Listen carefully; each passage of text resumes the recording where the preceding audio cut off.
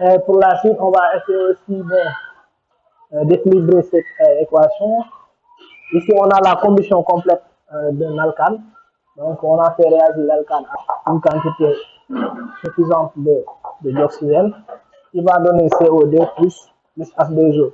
Donc, l'objectif, c'est d'équilibrer l'équation. Ici, on a Cn H2N plus 2 plus O2 qui va donner CO2 plus H2O. On sait que la combustion est complète, n'est-ce pas? Donc, pour équilibrer cette équation, on doit d'abord en premier équilibrer les atomes de carbone, ensuite équilibrer les atomes d'hydrogène et enfin équilibrer les atomes d'oxygène. Et pour équilibrer les atomes de carbone, on a ici Cn, on a ici C. Donc on doit mettre ici N. N ici, indice N. Ok? On doit mettre ici N. Ok? Ici on a 2N plus 2. D'après l'autre vidéo précédente, j'avais dit que pour équilibrer ce type d'équation avec les hydrocarbures, pour l'atome d'oxygène, on doit mettre Y sur 2. Parce qu'ici, on a déjà deux atomes d'hydrogène. Si on met 2N plus 2 sur 2, on factorise par 2, on aura ici N plus 1. Donc, on a ici N plus 1. Je vais mettre ça en facteur. On a ici N plus 1. Pourquoi? Parce que ici, on a 2N plus 2. Si on divise par 2, ça va rester N plus 1. Et enfin, pour équilibrer les atomes d'oxygène, j'avais dit que si vous comprenez le principe, c'est pas la peine, c'est pas la peine de mettre ici N, mais de mettre ici un indice A. Mais si vous mettez aussi un indice A, ça vous permettra de ne pas faire des erreurs. De ne pas faire des erreurs.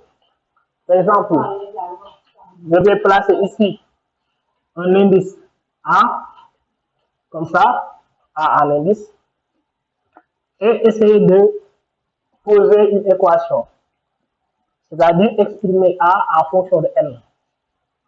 Par exemple, ici Z,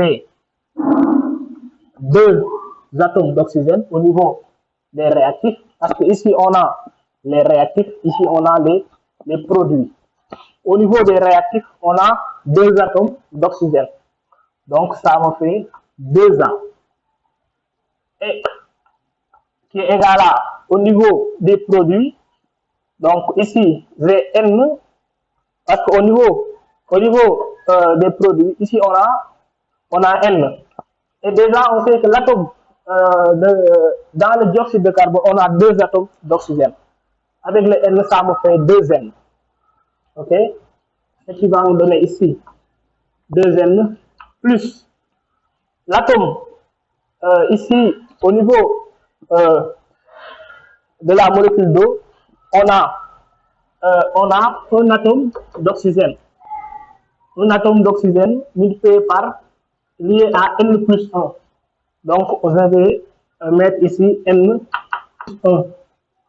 Ce qui va nous donner 2A égale à 3N plus 1. Implique que, ou bien A égale 3N plus 1 sur 2.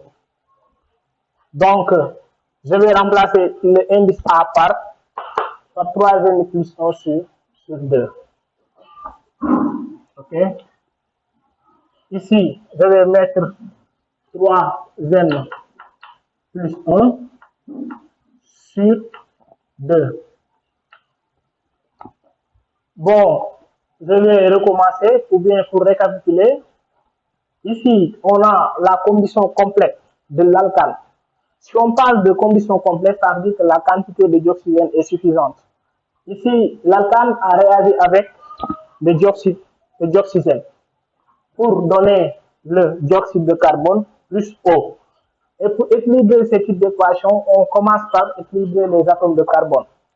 Pour équilibrer les atomes de carbone, on a ici N. On a ici 1.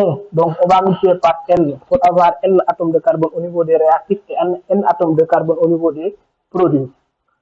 Au niveau des atomes d'hydrogène, on a 2N plus 2. Et ici, on a 2. Pour équilibrer ça, on doit faire 2N plus 2 sur 2. 2N plus 2 sur 2 égale à N plus 1. C'est la raison pour laquelle ici, on a N plus 1. Ok, et après, pour finir, on attaque, et pour finir, on équilibre les atomes d'oxygène. Et pour équilibrer les atomes d'oxygène, ici, je vais placer un indice A. Mais si vous avez bien compris, c'est pas la peine de faire ça. Vous pouvez faire directement, essayer de tirer directement et avoir 3 N plus 1 sur 2. Bon, peut-être ça vous empêchera de faire des erreurs, mais si vous maîtrisez bien la chose, c'est pas la peine de faire ça, indice A. Bon, moi, je vais poser ici un indice A et essayer de poser une équation qui me permettra de tirer A en fonction de N. C'est la raison pour laquelle VA égale à 3N plus 1 sur 2. Et je remplace A par 3N plus 1 sur 2. Ok, merci.